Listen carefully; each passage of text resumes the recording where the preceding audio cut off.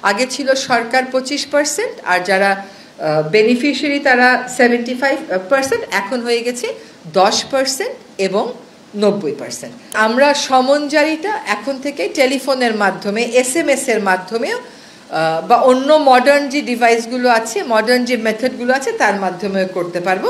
ফাঁসিয়ে দেওয়ার জন্য ভুয়া মামলা করা হয়, আগে সেটার শাস্তি ছিল 20,000, এখন সেটাকে বাড়িয়ে 50,000-এ করা হয়েছে। আপনারা জানেন যে বাংলাদেশে একটা কথা আছে যে কারোর সাথে শত্রুতা করতে গেলে একটা ল্যান্ড মামলা জুড়ে দাও, তাহলে 3 জেনারেশনে সেই মামলা আর শেষ হবে না। তো আজকে সেই 3 জেনারেশন যেন না লাগে, 1 জেনারেশনেই যেন মামলা শেষ করা যায়, সেই জন্য সিপিসির কিছু সংশোধনী আনা হয়েছে, যাতে করে যারা বিচার প্রার্থী তাদের সময় কম লাগে, তাদের টাকা কম লাগে। অনেক সময় আমরা যারা উকিল আছি তারা নানান অজুহাতে বিভিন্ন সময় নিয়ে মামলার প্রক্রিয়া বিলম্বিত করি, সেটা যেন না হয় সেরকম কতগুলো সিদ্ধান্ত এসছে। কয়েকটা উদাহরণ আমি আপনাদেরকে দিচ্ছি। যেমন আগে যেটা হতো যে একটা মামলার রায় হয়ে যাওয়ার পরেও আবার জারি মোকদ্দমা করতে হতো ওই মামলার রায় বাস্তবায়নের জন্য। এখন বলা হচ্ছে যে যখন রায় দেওয়া হবে ওই রায়ের মধ্যেই এক্সিকিউশনের বিষয়টা ইনক্লুড করে দেয়া হবে। আবার ওই যে বিভিন্ন সময় নেওয়ার কথা বলা হতো যে উকিলরা দাঁড়িয়ে দাঁড়িয়ে সময় নেবে, এখানে বলে দেয়া হয়েছে যে সর্বোচ্চ কয়বার সময় নেওয়া যাবে। আবার লিস্টে ফুল হিয়ারিংয়ের জন্য কয়টা মামলা সর্বোচ্চ নেওয়া যাবে, আর পার্শিয়াল হিয়ারিং হয়ে আছে, পার্ট হার্ড ম্যাটার, এরকম কয়টা লিস্টে সর্বোচ্চ ইনক্লুড করা যাবে।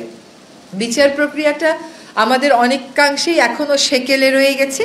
বিচার কার্যক্রমকে আধুনিকায়ন করতে এটা বলা হচ্ছে যে আমরা সমনজারিটা এখন থেকে টেলিফোনের মাধ্যমে, SMS এর মাধ্যমেও বা অন্য মডার্ন যে ডিভাইসগুলো আছে, মডার্ন যে মেথডগুলো আছে তার মাধ্যমেও করতে পারবো।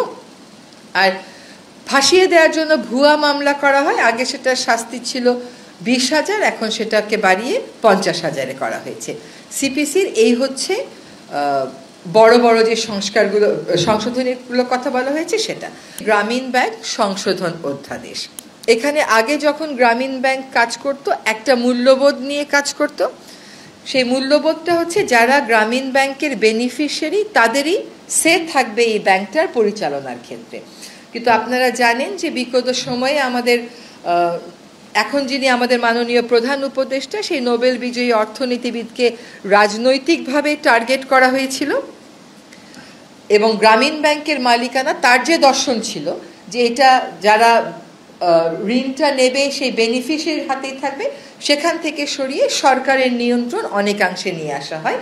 আজকে যে অধ্যাদেশটা সংশোধন করা হলো তার মাধ্যমে আগে গ্রামীণ ব্যাংক শুধুমাত্র ভূমিহীনদের জন্য কাজ করত, এখন বিত্তহীনদের একটা সংজ্ঞা সংযোজন করা হয়েছে। ইউনিয়ন পরিষদের পরিসর থেকে বের হয়ে সিটি কর্পোরেশন, পৌরসভাকে অন্তর্ভুক্ত করা হয়েছে এবং বোর্ডের ক্ষেত্রে বলা হয়েছে যে যারা এটার বেনিফিশিয়ারি তাদের মধ্য থেকে 9 জন নির্বাচিত হয়ে আসবেন, এই 9 জনের মধ্য থেকে আবার 3 জন মনোনীত হবেন এবং তাদের মধ্য থেকেই একজন চেয়ারম্যান নিযুক্ত হবেন। এখানে আরেকটা বিষয় এসছে, তা হচ্ছে পরিশোধিত মূলধন। আগে ছিল সরকার 25% আর যারা বেনিফিশিয়ারি তারা 75%, এখন হয়ে গেছে 10% এবং 90%। মূলত এই ছিল আমাদের আজকে যে সিদ্ধান্তগুলো হয়েছে সেগুলো। আরেকটা কথা একটু বলা দরকার, সেটা হচ্ছে যে গ্রামীণ ব্যাংকের অধ্যাদেশে গ্রামীণ ব্যাংকের জনস্বার্থ সংস্থা ফিনান্সিয়াল রিপোর্টিং অ্যাক্ট যেটা আছে 2015, সেটা অনুযায়ী জনস্বার্থ সংস্থা হিসেবে বিবেচনা করার একটা বিধান আনা হয়েছে।